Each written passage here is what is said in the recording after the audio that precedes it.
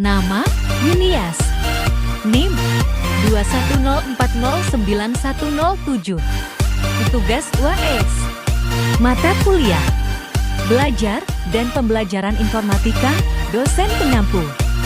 Bapak, Antonius Ede Setiawan SIKOM, PMPD.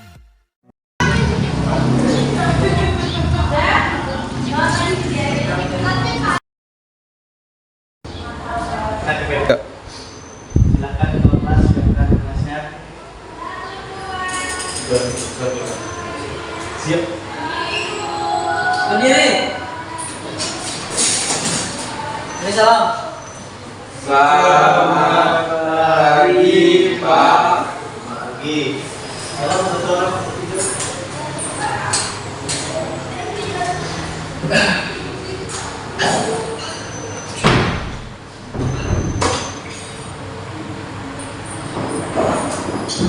Pak agak berlebihan jadi tidak paham legang. Jadi sebelum memulai pelajaran, satu orang memberi doa dulu. Kenje, berdoa. Ini teman. Sebelum kita melanjutkan pelajaran kita, mari kita berdoa kepada pekerjaan kita masing-masing. Berdoa mulai. Berdoa selesai. Baik. Ada yang tidak hadir? Begini Pak. Kemana begini? Rumah saya. Kita absen dulu ya. Yang pertama alat daya stereo. Iya Pak.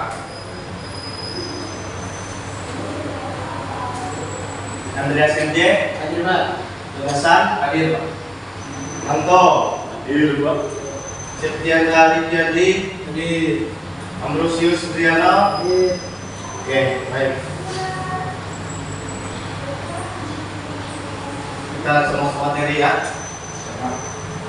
Pada materi kali ini kita akan belajar mengenai ragam aplikasi komunikasi data. Oke, baik. Sini materinya mengenal komunikasi data. Di mana komunikasi data ini adalah suatu pertukaran antara dua perangkat atau lebih yang saling terhubung ya.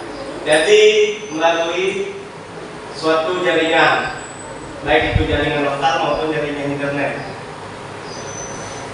Adapun contoh komunikasi data yang biasa kita gunakan, mungkin ini sering kita gunakan dalam kehidupan kita sehari-hari seperti laptop, smartphone, tablet dan lain-lain.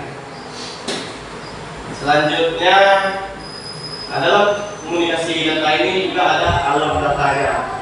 Supaya komunikasi data ini bisa dilakukan, tentunya kita perlu yang namanya komponen komunikasi data. Jadi komponen ini terdiri dari 5 macam. Yang pertama itu ada sumber, pengirim, media pengirim, penerima dan tujuan.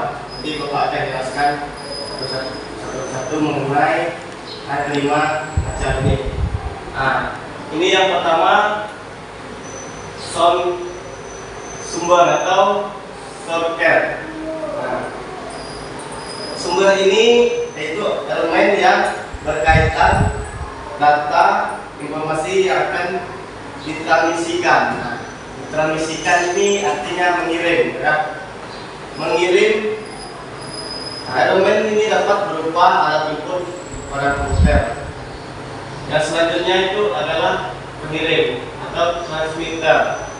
Nah, elemen untuk memproses data atau informasi yang berasal dari sumber source agar dapat disalurkan oleh sistem atau media transmisi.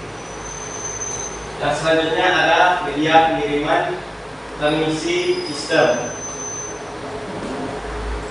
Sistem transmisi ini berupa jalur tunggal atau jalur kompleks yang menghubungkan sistem sumber dengan sistem tujuan.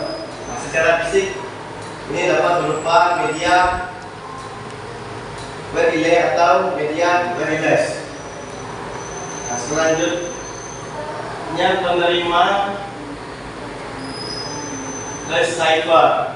Nah, Elemen ini atau alat untuk menerima sinyal dari sistem transmisi atau sistem pengirim tadi ya, dan memproses menjadi suatu informasi yang dapat ditangkap atau diproses oleh tujuan. Yang selanjutnya itu ada tujuan. Nah, untuk menangkap informasi yang dihasilkan oleh penerima, informasi dapat diterima oleh perangkat tujuan selanjutnya, diubah menjadi jenis informasi yang sama dengan informasi yang kita kirim. Dan selanjutnya ini ada jenis aplikasi komunikasi data. Nah, komunikasi data berperan untuk memudahkan pertukaran antar terminal dengan jarak tertentu. Nah, dalam komunikasi data ini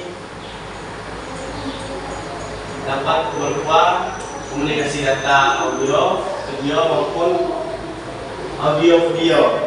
Nanti Bapak akan jelaskan mengenai komunikasi. Yang pertama itu komunikasi audio. Komunikasi audio ini ya sering digunakan dalam kehidupan kita sehari-hari ya. Kalau zaman dulu itu sebelum ada HP kan ada radio. Nah, sering kali kan dengan ada orang tua dengan radio kan sering banget. Kalau zaman sekarang kan ada telepon, pakai email dan sebagainya, dan pakai WA juga. Selanjutnya ini ada komunikasi video. Ini kita dulu kan pas COVID-19 tahun 2000 berapa ya? 2019 kan? Nah, kita kan banyak kuliah online ya. Kuliah online kita iya sekolah online.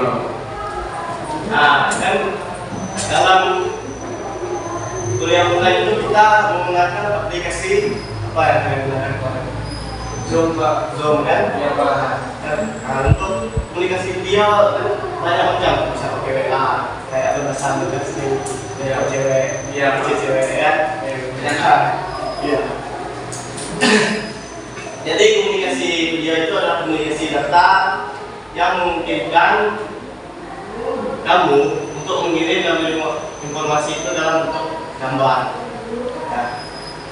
Selanjutnya ada komunikasi video dan audio. Nah, ini yang bersama dengan yang video sama audio. Ini gabungannya gitu ya.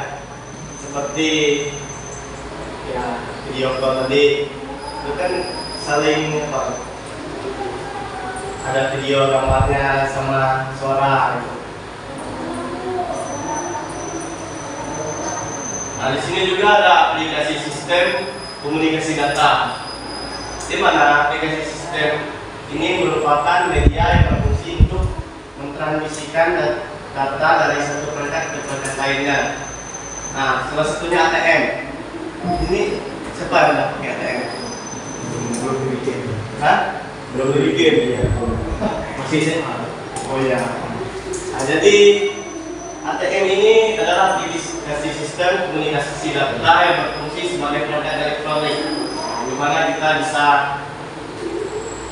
menarik uang lewat ATM ini ya, yang mengizinkan nasabah bank untuk mengambil uang, mengecek rekening tabungan dan kegiatan lainnya tanpa harus dilayani oleh karyawan bank. Jadi kan istilahnya karyawan bank itu tidak harus, kalau kita mau menarik uang harus ke pelayan bank kan. Jadi kita bisa langsung tarik sendiri. Nah, di sini ada contoh proses kerja mesin ATM. Nah, jadi proses kerjanya yang pertama tentunya kita harus punya apa? Kartu ATM, Pak. Ya, kartu ATM. Nah, selanjutnya cara kerjanya memasukkan kartu itu ke dalam mesin ATM. Tentunya udah sering kan lihat mesin ATM. Ya. Selanjutnya kita masukkan PIN-nya. Setelah kita masukkan PIN, baru kita cara kerja mesin ATM-nya. Yang pertama itu ada ATM-nya. Pak, ya, setelah dimasuki dikeluarin nggak Pak? Ya, nanti bisa dikeluarkan juga. secara otomatis ya. Nanti kan di situ kan ada tuh yang bisa mau narik lagi atau mau keluar kan. Nah, jadi selanjutnya itu ada cara kerja mesin ATM. Nah, itu kan ini ada mesin dulu kan. Ada jaringan perbankan. Dan selanjutnya komputer bank. Nah, di sini juga yang kedua itu ada email. Nah, email ini adalah jenis aplikasi komunikasi data yang digunakan sebagai sarana untuk mengirim surat dan dilakukan melalui media internet. Ini ada yang sering menggunakan email. Berasa. Jadi tidak bisa kan ke email. Sertifikat juga ada. Iya. Banyak sekali ya penggunaan email. Ini untuk proses kerja email. Yang pertama itu muat. Kalau bahasa kampung kami muat muka ya. Nah di sini muat itu my user again. Nah, yang selanjutnya yang kedua itu ada MTA, mail transport again. Nah, selanjutnya ada MDA atau mail delivery again. Nah, selanjutnya ada yang ketiga ini ada Recommend Rate. Nah, Recommend Rate ini adalah aplikasi sistem komunikasi data yang bisa digunakan sebagai sistem perdagangan elektronik yang mungkin penggunanya untuk melakukan pembayaran, pembelian, penjualan, dan pemasaran barang dengan menggunakan perangkat elektronik. Nah, ini proses kerjanya. Nah, bicara tentang apa ini? Aplikasi untuk perdagangan tentunya bukan ini saja ya. Bukan seperti sekarang tuh ada Shopee, Lazada, Tokopedia kan banyak. Nah, sini kan Bapak kasih contoh comment like. Nah, ini cara kerjanya itu yang pertama kita memilih produk. Kita harus memilih produk dulu yang produk yang mana kita beli kan. Yang selanjutnya kita masuk ke pembayaran. Nah, selesai kita melakukan pembayaran itu ada pengiriman. Terus selanjutnya disampaikan ke tujuan orang. Ada yang setelah itu ada M-Banking. Nah, ini adalah jenis aplikasi sistem komunikasi data yang dapat mendukung fasilitas perbankan. Nah, dan bisa diakses melalui perangkat komunikasi yang bergerak, misalnya smartphone. Fasilitas yang disediakan di M-Banking ini hampir sama dengan ATM tadi ya. Tapi bedanya itu di sistem M-Banking ini nggak bisa mengambil uang cash. Berarti di M-Banking ini bisa digunakan untuk transfer dari kayak bapak itu sama dengan transfer uang. Nah, biasa kan di M-Banking itu juga bisa beli pulsa apa segala gitu kan. Oke, baik. Mungkin itu materi yang bisa Bapak sampaikan. Selanjutnya kita masuk ke tanya jawab. Kalau ada yang bertanya silakan. Mungkin ada yang kurang jelas. Jelas ya Pak? Jelas. Ya. Oke. Kalau gitu, kalau Bapak kasih tugas ya enggak? ya. Salah sulit. Tugas Bapak agak sulit ya. Nah, nanti Bapak tugasnya Bapak kirim ke classroom ya. Nanti Bapak tunjuknya langsung Bapak kasih di situ. Jadi kalian bisa mengerjakannya sesuai petunjuk. Oke. Kalau materinya sudah jelas, ini berapa? Karena waktu kita punya repeat, jadi kita lanjut minggu depan lagi ya. Iya Pak, udah lama dulu. Berapa? Belum makan ya? Belum Pak. Ini dari jam sholat Pak. Jam sholat. Ini yang muslim berapa orang? Cuma satu ya. Satu. Baik, karena waktu kita sudah habis, kita untuk kelas kita hari ini kita cukupkan sampai di sini. Karena tadi kita awal dengan doa, jadi sebelum pulang kita berdoa dulu. Saya persilakan untuk berikan doa. Sebelum kita pulang mengisi rumah kita masing-masing, mari kita bersatu dalam doa. Bagi yang beragama Kristen, jika saya berhenti doa dulu. Doa selesai. Oke, baik.